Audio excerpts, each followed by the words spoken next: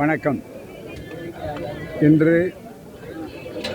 மானமிகு சுயமரியாதைக்காரன் என்று தன்னை ஒரு வரியில் விமர்சித்து கொண்ட பெரியாரின் குருகுலத்து மாணவரும் பேரறிஞர் அண்ணா அவர்களுடைய அரசியல் கல்வியகத்தில் முத்திரை பிடித்து நல்ல தேர்ந்த ஆளுமையாகவும் சிறந்த சிந்தனையாளராகவும் கருத்து கருவூலமாகவும் செம்மொழி போராளியாக இருந்து வெற்றி பெற்றவரும் அனைத்து சாதியினரும் அர்ச்சகராக வேண்டும் என்பதற்காக மிகப்பெரிய அளவில் ஜாதி தீண்டாமை என்பது இன்னமும் கூட விஸ்வரூபம் பெருவுருவம் எடுத்து ஆடிக்கொண்டு ஆணவ கொலைகள் மூலமாக இன்றைக்கு ஆங்காங்கே தலைதூக்கி பார்த்து கொண்டிருக்கிற வேளையில் அதற்கு அஸ்திவாரம் போல தந்தை பெரியார் சொன்ன கருத்தை அப்படியே ஏற்று சட்டமாக்கி அந்த சட்டம் இன்றைக்கு நடைமுறைப்படுத்தக்கூடிய அளவிற்கு இன்றைய திராவிட மாடல் ஆட்சியில் ஒப்பற்ற முதல்வர் ஸ்டாலின் அவர்கள் காலத்தில் நடந்து கொண்டிருக்கிறது. இது 7வது ஆண்டு நினைவு நாள் கலைஞர் அவர்களுக்கு என்றாலும் கலைஞர் அவர்களை வரலாறோ அல்லது அவருடைய எதிரிகளோ யாரும் என்றும் மறப்பதே இல்லை. இது ஒரு வரலாற்று குறிப்பு நாளே தவிர மற்றபடி நினைவு நாள் என்று சொல்லுவதற்குரிய இடமில்லை. காரணம் என்னவென்றால் திராவிட இயக்கம் என்பது ஆயிரங்காலத்து பயிர்.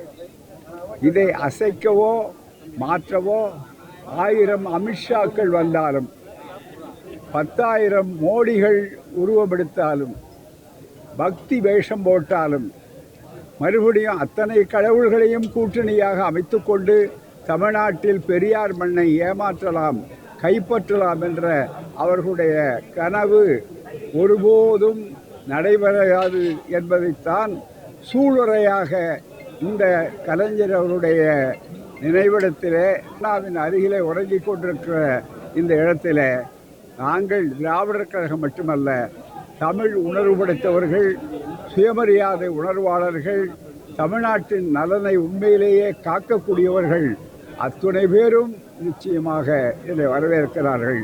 இதுதான் இன்றைய நிலை. எனவே கலைஞர் மறையவில்லை, வாழ்கிறார்.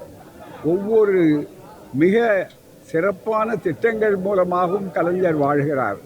அவர் பெயர் வைத்துத்தான் அவர் இருக்கிறார் என்பதல்ல, தமிழ்நாட்டினுடைய வளமும் தமிழ்நாட்டுடைய தன்மானமும் தமிழர்களுடைய உரிமைக்கான போராட்டமும் எப்போதெல்லாம் வெடிக்கிறதோ அப்போது பெரியார், அண்ணா, கலைஞர் அதை தொடருகிற இன்றைய ஒப்பற்ற முதல்வர் உங்களுடன் ஸ்டாலின் என்று சொல்லி அதை கூட தடுக்க பார்த்து மிகப்பெரிய தோல்வியை எதிரிகள் சந்தித்திருக்கிறார்கள். இந்த உச்ச நீதிமன்றத்திலே அவர்கள் பெற்ற தோல்வி இருக்கிறத, இது அடுத்து அவர்கள் மக்கள் மன்றத்திலே பெறக்கூடிய தோல்விக்கு அச்சாரம் என்பதை இந்த நேரத்தில் நினைவூட்டுகிறேன். ஐயா, கிராமப்புற மாணவர்கள் மத்தியில் ஜாதிய ரீதியான மனப்போங்க அதிகமாகிடுச்சு, அதை எப்படி பார்க்குறீங்க? அதாவது இந்த ஆணவ கொலைகள் என்ற பெயரால் சிற்சில இடங்களிலே இன்னமும் ஜாதி வெறியை ஊட்டி கொண்டிருக்கிறார்கள்.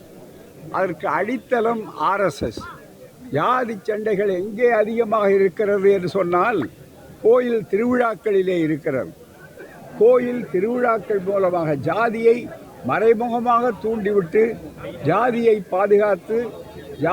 பாதுகாக்கின்ற சடங்குகள் சம்பிரதாயங்களையெல்லாம் ஊக்கப்படுத்தி கொண்டிருக்கிற இந்த நிலையில் அதற்குரிய சட்டங்கள், ஆணவ கொலைகளை எதிர்த்த சட்டம் வேண்டும் என்பதை திராவிடர் கழகம் கடந்த ஜூன் 23ஆம் தேதி அன்று முதல்வர் ஸ்டாலின் அவர்களை நாங்கள் நேரில் சந்தித்து சுயமரியாதை இயக்க நூற்றாண்டுக்கு தேதி கேட்டபோது வலியுறுத்தி சொன்னோம். அவர்கள் அதை ஏற்றிருக்கிறார்கள் இந்த அரசின் மூலமாக. அதே போல கூட்டணி நண்பர்களும் கூட அந்த கருத்தையும் பொதுவானவர்களும் கருத்தையும் சொல்லுகிறார்கள்.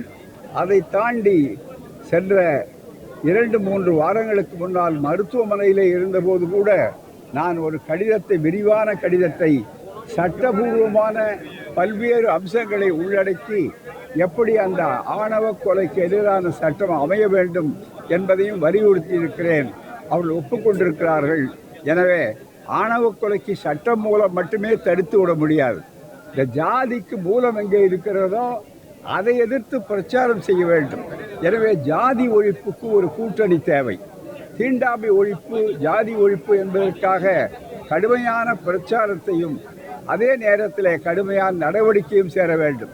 எப்படி சுயமரியாதை திருமணத்திற்கு முன்னாலே ஒரு நல்ல அளவிற்கு பிரச்சாரம், அதற்கு பிறகு சட்டம், இவைகளெல்லாம் வந்ததோ அதே போலத்தான் பிரச்சாரமும் ஒன்று சேர வேண்டும்.